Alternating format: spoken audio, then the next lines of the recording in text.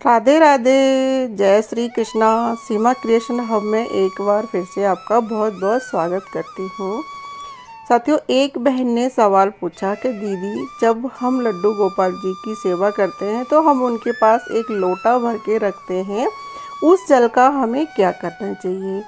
तो साथियों, मैंने आपको कई वीडियो में बताया है कि मेरी नानी कृष्ण की बहुत बड़ी भक्त थी। वो कृष्ण भगवान की सेवा करती थी और मैं छोटी थी तो मैं मेरी नानी के पास ही रहती थी। तो मैं मेरी नानी जी को देखती थी कि वो उस जल के लोटे का क्या करती हैं, तो मैं आज आपके साथ शेयर कर रही हूँ। जब मेरी नानी जी लड्डू गोपाल को स्नान करा के श्रृंगार करा के तैयार करती थी और फिर वो उनकी आरती कर देती थी, भोग लगा देती थी, तो एक लोटा जल का पात्र भर के वो लड्डू गोपाल जी के पास रख देती थी। तो मैंने भी ये चौकी रख दी है, इस पर मैं एक लोटा जल से भर के रख दूंगी और इस लोटे को हम ढक देंगे और साथ में हो सके तो हम छोटा सा लड्डू गोपाल जी का गिलास भी रख देंगे, जिससे कि कान्हा को अगर प्यास लगे तो वो जलपान कर सकें।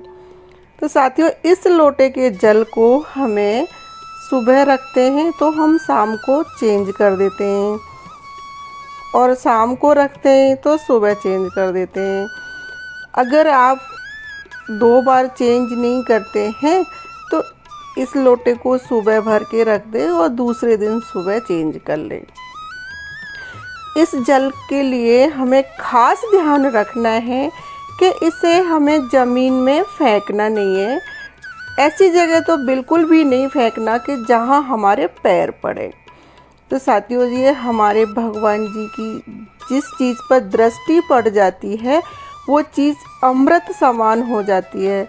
और ये मेरे लड्डू गोपाल जी का पीने का जल है, तो इसे हमें फेंकना तो कदापि नहीं चाहिए।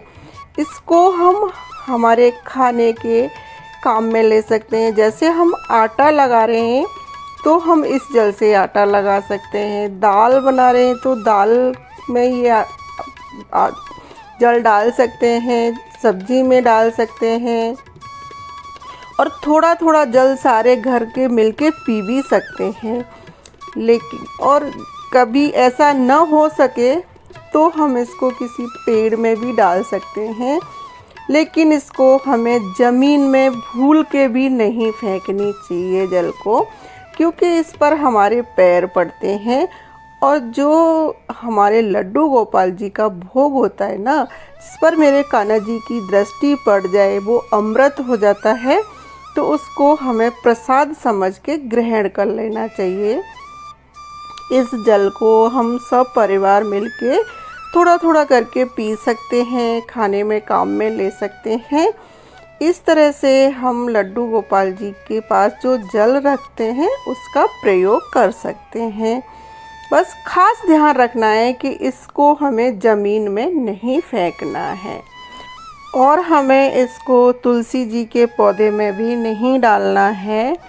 अगर किसी कारण से आपको पौधे में डालना है तो आप किसी और पौधे में डाल दें।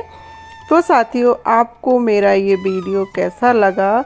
अगर अच्छा लगा हो तो मेरे चैनल को लाइक करें, शेयर करें, सब्सक्राइब करें। धन्यवाद। Thanks for watching my video. Radhe Radhe.